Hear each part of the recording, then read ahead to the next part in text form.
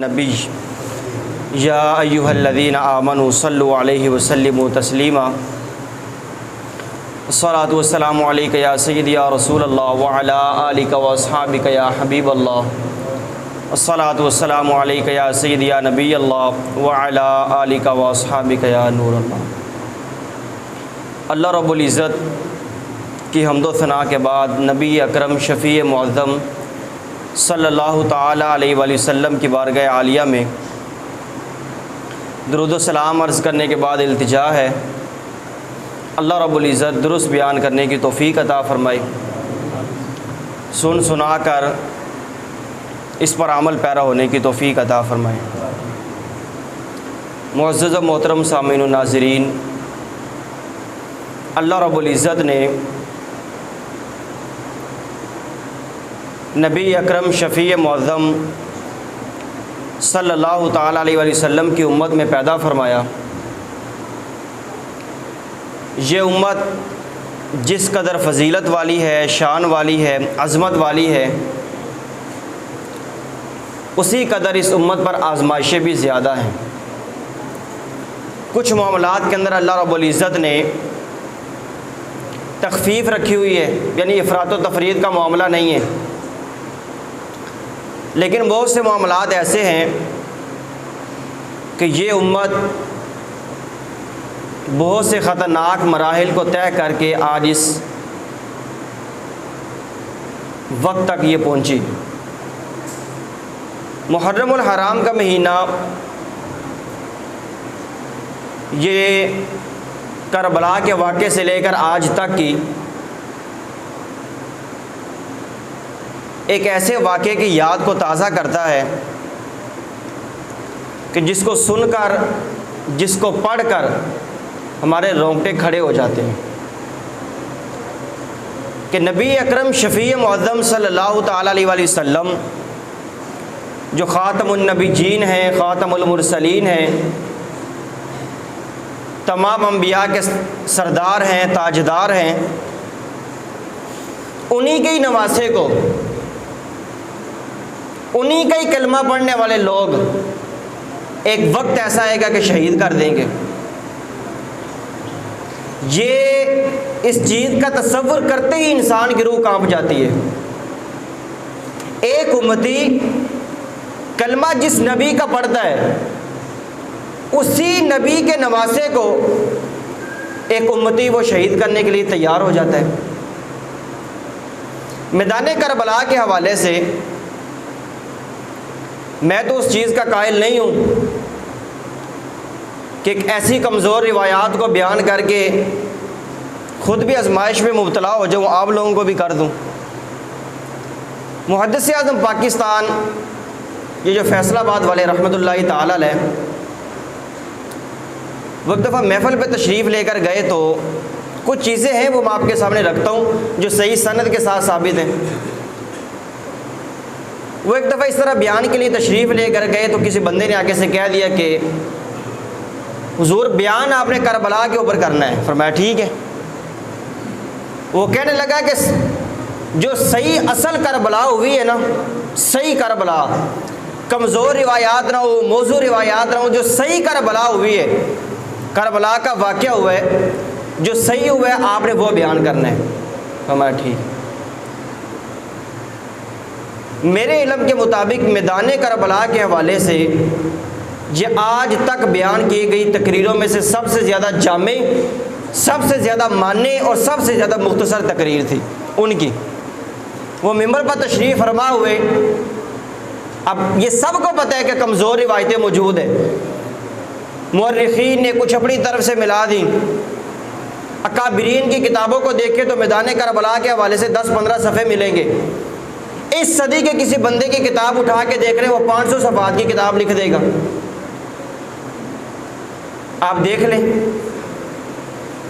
محدث اعظم پاکستان رحمۃ اللہ تعالی ممبر پر تشریف فرما ہوئے، فرمایا میری بات سنو۔ امام علی مقام امام حسین رضی اللہ تعالیٰ عنہ مدینہ شریف سے روانہ ہوئے، میدان کربلا میں پہنچے، یزید کی حمایت نہیں کی، بے دردی کے ساتھ شہید کر دیے گئے، بیان ختم کر کے واپس تشریف لے۔ فرمایا یہ کربلا ہے۔ اب جو لوگ اس حوالے سے منظر کشی کرتے ہیں کہ امام علی مقام امام حسین رضی اللہ تعالیٰ نے اس طرف دیکھا تو کسی نے ادھر سے آواز دے دی، ادھر دیکھا تو کسی نے ادھر سے آواز دے دی، گھوڑے پر بیٹھے تو کسی نے نیچے سے آواز دے دی، نیچے تھے تو کسی نے گھوڑے پہ بیٹھ کے آواز دے دی، اس طرح کی جو کربلا ہے یہ میری سمجھ سے باہر ہے۔ یہ منظر کشی یہ کس نے کی ہے؟ میدان کربلا کے اندر صرف ایک شہزادے بچے تھے، حضرت سیدنا امام زین العابدین رضی اللہ تعالیٰ عنہ۔ باقی جتنے بھی شہزادے تھے چھوٹے بڑے وہ سب شہید کر دیے گئے۔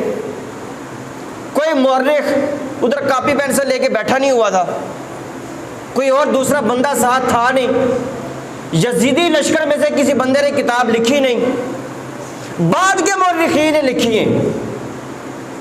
کچھ روایات ایسی ہیں، کچھ واقعات ایسے ہیں جو ٹھیک ہیں، لیکن یہ جو منظر کشی ہے ادھر سے ادھر سے ادھر سے اور ادھر سے، اس چیز نے لوگوں کے ایمان کو بڑا کمزور کیا ہے۔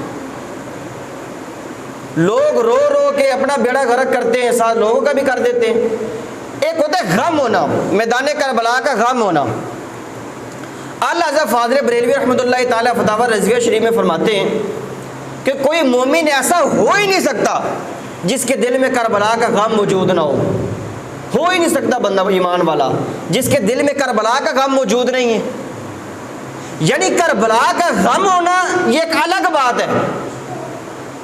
کربلا کے واقعات کے اندر اس قدر حد سے تجاوز کر جانا، اس قدر افراط و تفرید کے اندر مبتلا ہو جانا، اس قدر شہدائے کربلا کو بے یارو، بے مددگار، بے کس، لاچار، پتہ نہیں کیا سے کیا ثابت کر دینا، یہ وہ بندہ اپنے علم کا بھی علاج کروائے، اپنی اصلاح بھی کرے۔ امام علی مقام امام حسین رضی اللہ تعالیٰ عنہ، میں پہلے وہ حدیث مبارکہ بیان کر چکا ہوں، بچپن میں ہی ان کی شہادت کا واقعہ مشہور ہو گیا تھا۔ وہ روایت میں نے بیان کی ہے پچھلے جمعے، نبی علیہ السلام کے گود مبارک میں نبی علیہ السلام کے اپنے شہزادے حضرت ابراہیم رضی اللہ تعالیٰ عنہ اور امام حسین رضی اللہ تعالیٰ عنہ یہ دونوں بیٹھے ہوئے تھے۔ نبی علیہ السلام کی مبارک آنکھوں سے اچانک آنسو برسنا شروع ہو گئے۔ پوچھا گیا، نبی علیہ السلام نے فرمایا کہ ان قریب میرے اس بیٹے کو میری امت شہید کر دے گی۔ یہ روایت اس کے اندر یہ ہے، نبی علیہ السلام نے فرمایا، جس میں کہ دونوں شہزادے بیٹھے ہوئے تھے، نبی علیہ السلام نے فرمایا ابھی ابھی جبرائیل امین علیہ السلام تشریف لائے، انہوں نے مجھے بتایا کہ اللہ تعالیٰ فرماتا ہے دونوں میں سے ایک شہزادہ آپ کے پاس رہے گا، جس کو مرضی اختیار فرما لیں۔ نبی علیہ السلام نے اپنے بیٹے کو قربان کر دیا، کہا کہ اے اللہ میرے اپنے بیٹے ابراہیم کو موت دے دے، میرے نواسے کو زندگی دے دے۔ اس وقت امام حسین رضی اللہ تعالیٰ نبی علیہ السلام کی گود میں تھے۔ چند دن کے اندر نبی علیہ السلام کے اپنے بیٹے حضرت ابراہیم کا انتقال ہو گیا، امام حسین رضی اللہ تعالیٰ عنہ زندہ رہ گئے۔ نبی علیہ السلام اس کے بعد فرمایا کرتے تھے کہ میں نے اپنے بیٹے کو اپنے نواسے حسین پر قربان کر دیا ہے۔ اب وہ جو دوسری روایت ہے کہ نبی علیہ السلام نے فرمایا کہ اب یہ بھی فرشتے نے بتایا کہ میری امت میرے اس نواسے کو شہید کر دے گی۔ نبی علیہ السلام نے فرمایا جبریل امین علیہ السلام نے تو مجھے اس جگہ کی مٹی بھی لا کے دکھائی ہے، سرخ رنگ کی مٹی ہے، جہاں پر میرے نواسے حسین کو شہید کیا جائے گا۔ نبی علیہ السلام نے ایک شیشی مبارک تھی، اس کے اندر مٹی تھی، وہ حضرت ام سلمہ رضی اللہ تعالیٰ عنہ جو ام المؤمنین ہے ان کو عطا فرمائی، اور ساتھ میں ارشاد فرمایا کہ ام سلمہ جس وقت یہ مٹی خون کے اندر تبدیل ہو جائے تو سمجھ لینا میرے بیٹے حسین کو کربلا کے اندر شہید کر دیا گیا۔ کربلا کا میں نے لفظ بولا کیونکہ ایک دوسری روایت میں الفاظ موجود ہے کہ جہاں پر حسین کو شہید کیا جائے گا اس کو کربلا کہا جاتا ہے۔ جس وقت امام حسین رضی اللہ تعالیٰ عنہ میدان کربلا کے اندر جس وقت شہید ہوئے، اسی وقت صحابہ اکرام نے دیکھا کہ ام المؤمنین حضرت ام سلمہ رضی اللہ تعالیٰ عنہ وہ رو رہی ہیں مدینہ شریف کے اندر۔ صحابہ اکرام نے پوچھا اے ام المؤمنین کیا وجہ ہے؟ فرمایا وہ مٹی خون ہو گئی ہے جو نبی علیہ السلام نے مجھے عطا فرمائی تھی، اور مجھے نبی علیہ السلام کی زیارت ہوئی ہے۔ ابھی نبی علیہ السلام کے بال مبارک بکھرے ہوئے تھے، پریشان تھے نبی علیہ السلام۔ میں نے پوچھا یا رسول اللہ صلی اللہ تعالیٰ علیہ وسلم یہ حالت کس وجہ سے؟ نبی علیہ السلام نے فرمایا میں ابھی اس جگہ سے آ رہا ہوں جہاں پر میرے بیٹے حسین کو شہید کر دیا گیا ہے۔ اہل بیت کرام کے حوالے سے مسئلہ یہ ہے، ان کی محبت کے بغیر ایمان کامل نہیں ہو سکتا۔ حضرت سیدنا علی المرتضیٰ رضی اللہ تعالیٰ عنہ فرماتے ہیں نبی علیہ السلام نے 4 قسم کے لوگوں کے حوالے سے فرمایا کہ قیامت والے دن میں ان کی شفاعت کروں گا۔ 4 قسم کے لوگ ایسے ہیں، ان میں سے ایک وہ ہے، نبی علیہ السلام نے فرمایا ویسے تو ان چاروں کا تعلق ہی نبی علیہ السلام کے خاندان کے ساتھ ہے، نبی علیہ السلام کی آل کے ساتھ ہے۔ ایک وہ بندہ ہے جو آل رسول کے لیے تگ و دو کرتا ہے، کوشش کرتا ہے، آل رسول کو جس چیز کی ضرورت ہے اس کو مہیا کرنے کے لیے وہ کوشش کرتا ہے۔ میدان کربلا کے اندر جب یہ معاملہ مکمل نہیں ہوا تھا، جنگ مکمل نہیں ہوئی تھی، تو حضرت حر کے بارے میں آتے ہیں، وہ یزیدی لشکر کے کماندار تھے نا۔ امام علی مقام رضی اللہ تعالیٰ عنہ کے بارگاہ میں آئے، توبہ طائب ہو گئے، پھر اس طرف سے لڑے، وہ شہید ہو گئے۔ امام علی مقام امام حسین رضی اللہ تعالیٰ عنہ نے فرمایا تھا کہ اگر تو اس طرف سے لڑے گا تو اللہ تجھے جنت عطا فرمائے گا۔ تو یہ بھی خوش نصیبی ہوتی ہے، بعض اوقات ایک لمحے کی وفاداری بھی انسان کو جنت کے اندر داخل کر دیتی ہے۔ اور دوسری طرف کیا ہوتا ہے، نبی علیہ السلام نے ارشاد فرمایا کہ ایسا ہو ہی نہیں سکتا، صحیح ابن حبان میں روایت موجود ہے، بالکل صحیح سند ہے، نبی علیہ السلام نے فرمایا ایسا ہو ہی نہیں سکتا کہ جس بندے کے دل میں میری آل کا بغض موجود ہے، آل کی عداوت موجود ہے، نبی علیہ السلام نے فرمایا ایسا ہو ہی نہیں سکتا۔ لیکن ہوتا یہ کہ جس بندے کے دل میں آل رسول کا بغض موجود ہوتا ہے، اللہ رب العزت اس بندے کو دوزخ میں داخل فرما دیتا ہے۔ اور ایک روایت میں الفاظ موجود ہے، جس بندے نے بھی آل رسول کے ساتھ بغض رکھا، یہ جتنے یزیدی لشکر کے اس وقت حامی تھے یا آج ہمارے معاشرے میں، وہ یزید کو چاہے وہ صحابی ثابت کر دیں یا اس کا دفاع کریں، یزید ویسے صحابی نہیں ہے، نبی علیہ السلام کے کئی سال بعد پیدا ہوئے۔ نبی علیہ السلام کے حدیث مبارکہ ہے، جس بندے نے بھی آل رسول کے ساتھ بغض رکھا، قیامت والے دن جب اللہ رب العزت اس بندے کو اٹھائے گا وہ بندہ یہودی ہوگا۔ آج اہل بیت کرام کے ساتھ جہاں ایک طرف وفاداری کی ضرورت ہے، وقت کا بھی تقاضا ہے، ایمان کا تو تقاضا ہے ہی کہ اہل بیت کرام کی محبت کے بغیر ایمان کامل ہی نہیں ہوتا۔ منافق بندے کی نشانی ہے، منافق بندے کی، اور یہ جو میں نے ابھی حدیث مبارکہ بیان کی ہے، وہ بندہ قیامت والے دن یہودیوں کے ساتھ اٹھے گا۔ اور ایک اور حدیث مبارکہ میں نبی علیہ السلام نے ارشاد فرمایا کوئی ایسا بندہ جس بندے کے دل میں میری آل کا بغض موجود ہے، نبی علیہ السلام نے فرمایا وہ بندہ مقام ابراہیم اور حجر اسود کے درمیان، یہ جگہ کتنی برکت والی ہے، حرم شریف مکہ المکرمہ، پھر حدود حرم، پھر وہ مبارک جگہ کے ایک طرف مقام ابراہیم ہو اور دوسری طرف حجر اسود ہو۔ نبی علیہ السلام نے ارشاد فرمایا اگر کوئی بندہ ساری زندگی مقام ابراہیم اور حجر اسود کے درمیان نمازیں پڑھتا رہے اور اس جگہ کے درمیان روزے رکھتا رہے، نبی علیہ السلام نے فرمایا لیکن اس بندے کے دل میں میری آل کا بغض موجود ہے، میری آل سے محبت موجود نہیں ہے، نبی علیہ السلام نے فرمایا قیامت والے دن اللہ اس بندے کو دوزخ میں ڈال دے گا۔ دوزخ میں ڈال دے گا۔ اور ایک اور حدیث مبارکہ ہے، وقت کم ہے میں اس لیے ڈائریکٹ حدیث مبارکہ بیان کر رہا ہوں۔ دوسری حدیث مبارکہ میں نبی علیہ السلام نے فرمایا اللہ اس بندے کو الٹا کر کے دوزخ کے اندر ڈالے گا جس بندے کے دل میں آل رسول کا بغض موجود ہے۔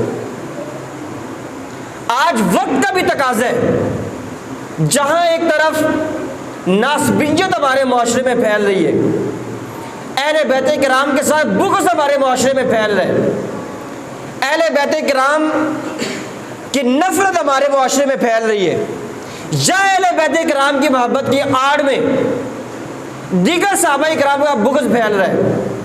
آج وقت کا بھی تقاضا ہے کہ ان مقدس نفوس کے ساتھ اپنی وفاداری کو امت کے سامنے پیش کیا جائے، ہمارے قول سے، ہمارے فعل سے، ہمارے کردار سے، ہمارے اعمال سے نظر آئے کہ یہ بندہ آل رسول کے ساتھ کتنی محبت رکھنے والا ہے۔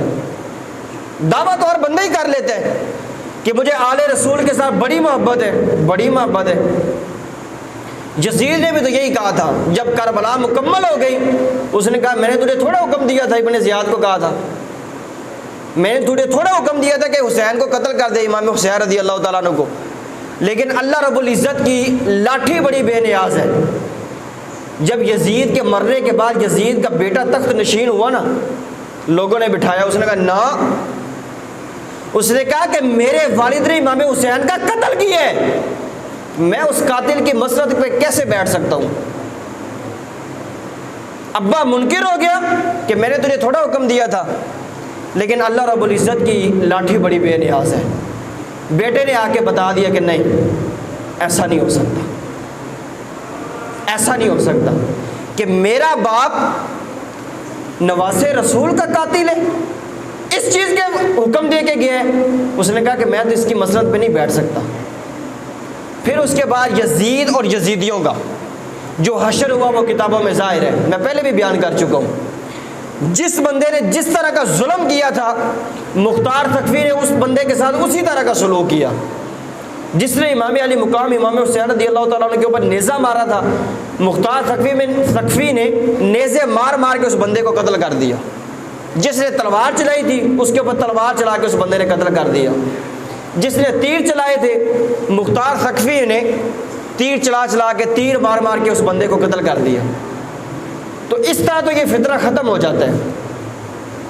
آج 14 صدیاں گزرنے کے بعد حسینیت آج بھی زندہ ہے، حسینیت کل بھی زندہ تھی اور کل بھی زندہ رہے گی۔ اس کے باوجود پتہ نہیں کچھ لوگوں کو یزید کے ساتھ کیوں اتنی ہمدردی ہے، وہ یزید کی حمایت میں کتابیں لکھ رہے ہیں، یزید کو امیر المومنین بنا رہے ہیں۔ میں تو واضح کہتا ہوں لاکھوں یزیدی میرے جوتے کی نوک پہ بھی نہیں ہے، اور جس کی سربراہی میں اتنا واقعہ ہو گیا، اگر یزید ملوث نہیں ہے تو اس نے اپنے گورنروں کا قتل کیوں نہیں کیا؟ جو جو بندے اس کام میں ملوث تھے اس بندوں کو پھانسی کیوں نہیں دی اس بندے نے؟ وقت کا حاکم جو ہے، تیرا گورنر تیری فوج کو لے کر نواز رسول کے اوپر چڑھائی کرتا ہے اور یزید خاموش رہ جاتا ہے، خاموش رہ جاتا ہے، اس کے باوجود کوئی ایکشن نہیں لیتا۔ اس وقت نواز رسول سے بڑھ کر کائنات میں اور کون سی شخصیت موجود تھی؟ خون رسول۔ امام حسن اور امام حسین رضی اللہ تعالیٰ عنہ کے بارے میں ان کی تو شان ہی بڑی نرالی ہے نا، ان مقدس ذاتوں کی شان ہی بڑی نرالی ہے۔ امام جلال الدین سیوطی رحمۃ اللہ تعالیٰ نے تاریخ الخلفاء میں لکھا ہے، دیگر کتابوں میں بھی موجود ہے، ان مقدس ذاتوں کی امام حسن، امام حسین اور ان کے ایک اور بیٹے تھے، ایک اور بھائی تھے، حضرت سیدنا محسن رضی اللہ تعالیٰ عنہ۔ یہ ایسی شان والے شہزادے ہیں نا کہ ان کی شان تو دور کے بعد محدثین نے لکھا ہے کہ اللہ رب العزت نے ان ناموں کو بھی جنت سے نازل فرمایا ہے، یعنی حسن، حسین اور محسن۔ اور امام جلال الدین سیوطی رحمۃ اللہ تعالیٰ نے تو واضح کہا ہے کہ یہ تینوں نام اللہ رب العزت نے پردے میں چھپائے ہوئے تھے، پہلے کسی کے نام ہوئے ہی نہیں ہیں، نہ حسن نام ہوئے تاریخ میں، نہ حسین نام ہوئے، نہ محسن نام ہوئے۔ یہ تینوں نام اللہ رب العزت نے جنت سے نازل فرمائے ہیں، اور ایسی مقدس شخصیات جن کے ناموں کی اتنی لاج رکھی جا رہی ہے، ان مقدس ذاتوں کا اپنا کیا مقام و مرتبہ ہوگا؟ انسان تو عقل کے ترازو پہ اس چیز کو تول ہی نہیں سکتا۔ نبی اکرم شفیع معظم صلی اللہ تعالیٰ علیہ وسلم نے ارشاد فرمایا کہ اپنی اولاد کو، بچے موجود ہیں، والدین اس چیز کو سمجھیں کہ ہماری تربیت میں ہماری یہ ذمہ داری ہے۔ نبی علیہ السلام نے فرمایا اپنی اولاد کو 3 آیتیں سکھا دو۔ سکھانی کس نے؟ والدین نے سکھانی۔ نبی علیہ السلام نے فرمایا 3 آیتیں سکھا دو۔ ایک میری محبت سکھا دو، دوسرا میری جو اہل بیت ہے اس کی محبت سکھا دو، تیسرا نبی علیہ السلام نے فرمایا قرآن مجید کی قراءت سکھا دو، قرآن مجید پڑھنا سکھا دو۔ اور دوسری 2 چیزیں وہ آپ کے سامنے۔ اہل بیت کرام کی محبت کے بغیر میں سمجھتا ہوں کہ جس بندے کے دل میں اہل بیت کی محبت موجود نہیں ہے نا، وہ قیامت والے دن پھنس جائے گا، جا کے نہیں بچ سکے گا، جان چھوٹ ہی نہیں سکتی۔ کیونکہ نبی علیہ السلام کی آل سے محبت نبی علیہ السلام کی وجہ سے ہے۔ ان 2 شہزادوں کے بارے میں، حسنین کریمین کے بارے میں تو کتنی حدیثوں میں آتا ہے، نبی علیہ السلام نے فرمایا اے اللہ میں اس سے محبت کرتا ہوں، تو بھی اس سے محبت فرما۔ اے اللہ میں اس شہزادے سے، اس بیٹے سے محبت کرتا ہوں، تو بھی اس سے محبت فرما۔ نبی علیہ السلام نے ہمیں بار بار حکم دیے کہ ان سے محبت کرو، ان سے محبت کرو۔ اللہ رب العزت کی بارگاہ میں نبی علیہ السلام دعائیں مانگا کرتے تھے کہ اللہ میرے ان بیٹوں سے محبت فرما۔ یہ کتنا ناز اور لاڈ والا انداز ہے۔ یا نبی علیہ السلام اللہ تعالیٰ کی مخلوق ہے نا، اللہ رب العزت کے پیدا کیے ہوئے برگزیدہ بندے، سب سے زیادہ شان والے نبی علیہ السلام کا اللہ رب العزت کی بارگاہ میں مقام اور مرتبہ، پھر اس مقام اور مرتبے کے اعتبار سے جو لاڈ ہے، جو ناز ہے، اس کا اندازہ اس بات سے لگائیں۔ نبی علیہ السلام دعا کرتے کہ اللہ میں محبت کرتا ہوں، تو بھی محبت فرما۔ حالانکہ اللہ تعالیٰ تو کسی سے بھی نفرت نہیں فرماتا۔ کوئی بندہ اللہ رب العزت کی نافرمانی کرتا ہے تو وہ خود اپنے آپ کو اللہ رب العزت کے عذاب کا مستحق بناتا ہے، خود اپنے آپ کو اللہ رب العزت کے عذاب کے اوپر پیش کرتا ہے۔ ورنہ اللہ رب العزت نے تو سب کو ہی پیدا کیا ہوا ہے، اس کے رحمتوں کے خزانے سے کافر بھی رزق پا رہے ہیں، مسلمان بھی رزق پا رہے ہیں۔ لیکن نبی علیہ السلام کی محبت دیکھے، نبی علیہ السلام دعا یہ مانگتے تھے اے اللہ میں محبت کرتا ہوں، تو بھی میرے بیٹوں سے محبت فرما۔ یہ کتنا ناز اور کتنا لاڈ والا معاملہ ہے۔ تو جب میدان کربلا کے اندر نواسے رسول کے اوپر وہ خنجر چلے ہوں گے تو نبی علیہ السلام کے مقدس دل کے اوپر کیا گزری ہوگی۔ میدان کربلا ہمیں ایک چیز کا سبق دیتا ہے، یہ واقعہ جو ہے میں پہلے بھی عرض کر چکا ہوں، دین اسلام کو جس چیز کی، جس قسم کی قربانی کی ضرورت ہے، میدان کربلا کا واقعہ یہ بتاتا ہے کہ کلمہ پڑھنے والے بندے کو اس قربانی کو دینے کے لیے ہر وقت تیار رہنا چاہیے۔ بھئی آپ کا میرا خون نواسے رسول سے زیادہ قیمتی نہیں ہو سکتا، ان کی تو شان ہی بڑی نرالی ہے، وہ تو جنتی نوجوانوں کے سردار ہیں،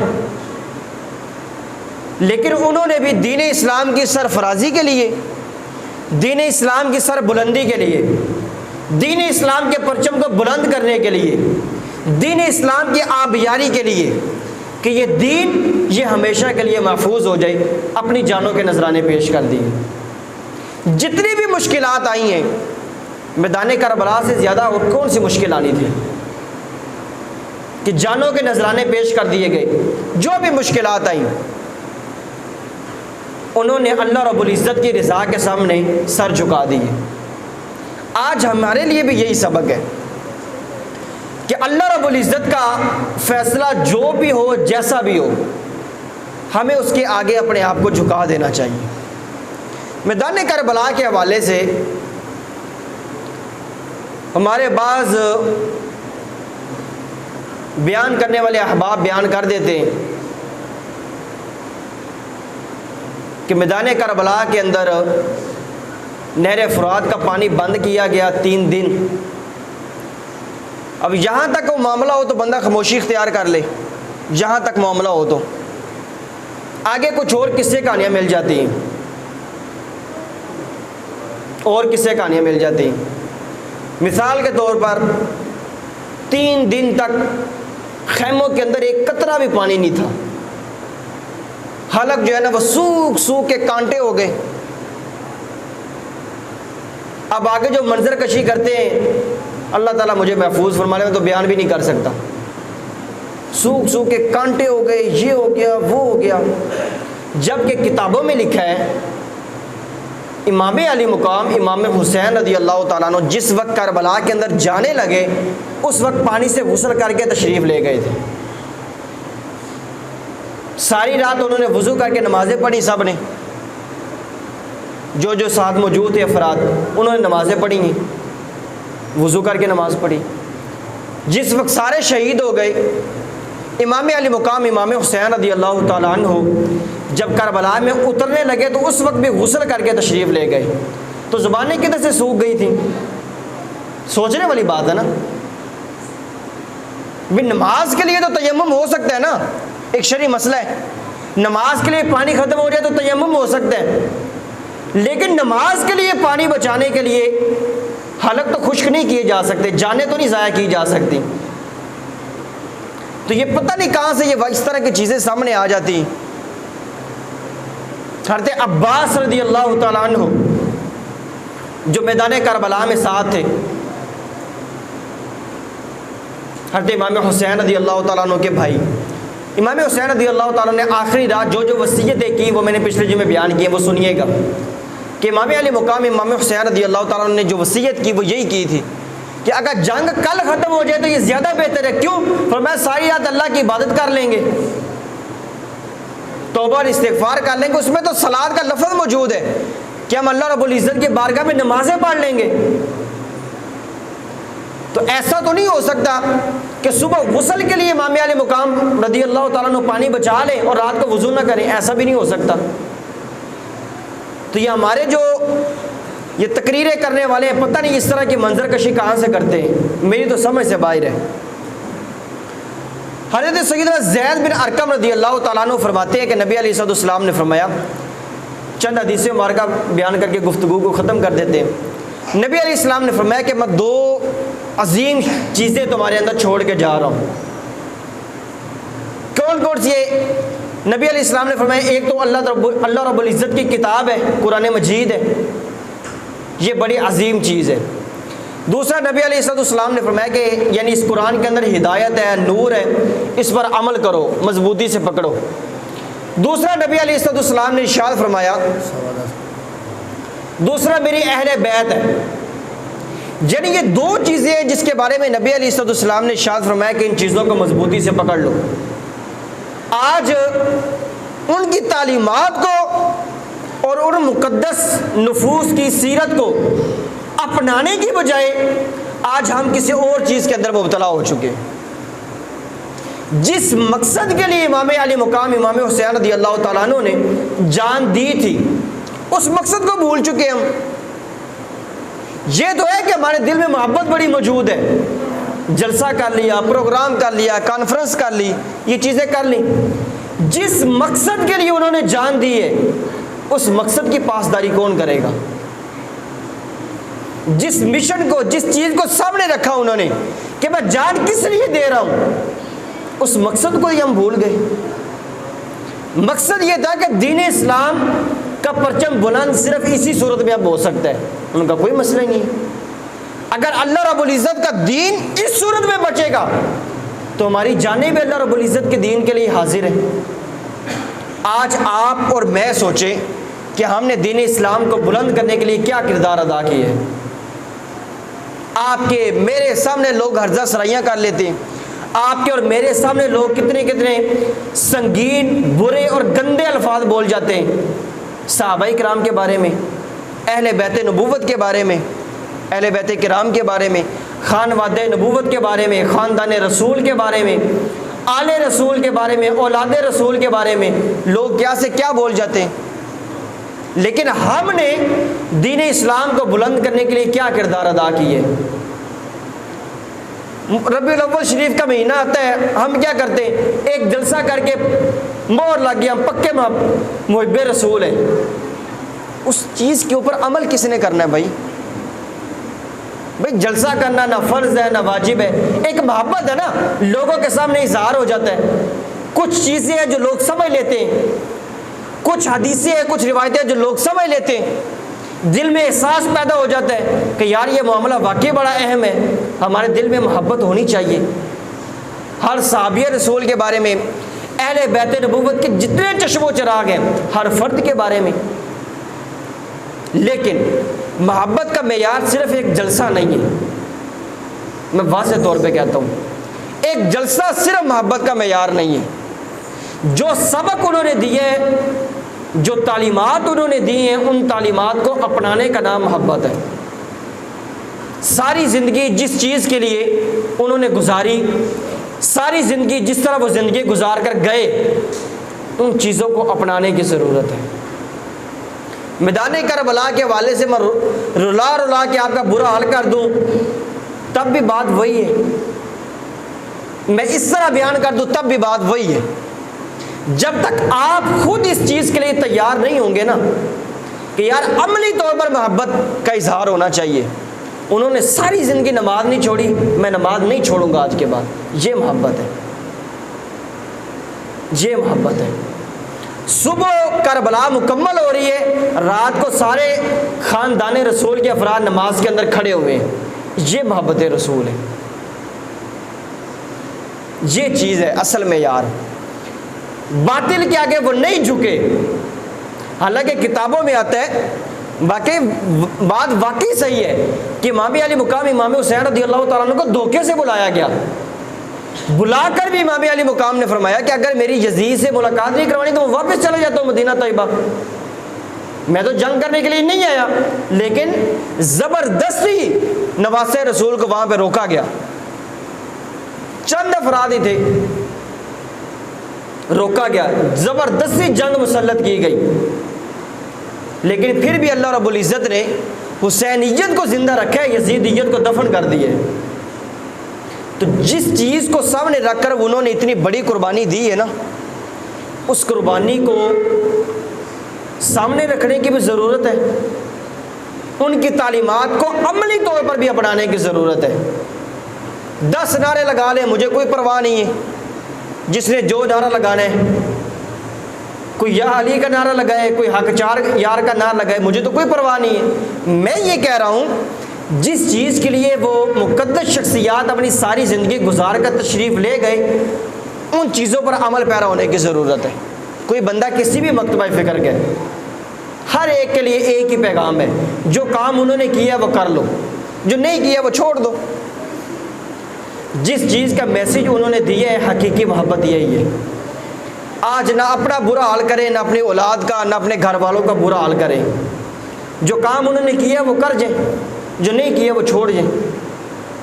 جب اس چیز کے اوپر، اس سینیریو کے اوپر ہم چلتے ہیں نا، اس کنسپٹ کو لے کر ہم چلتے ہیں، نبی علیہ السلام نے کیا کیے، خانواد رسول نے کیا کیے، اتنی بڑی قربانی دے دی، اس کے باوجود انہوں نے کیا نہیں کیا، میں نے نہیں کرنا، جو کیا ہے وہ میں نے کرنا ہے۔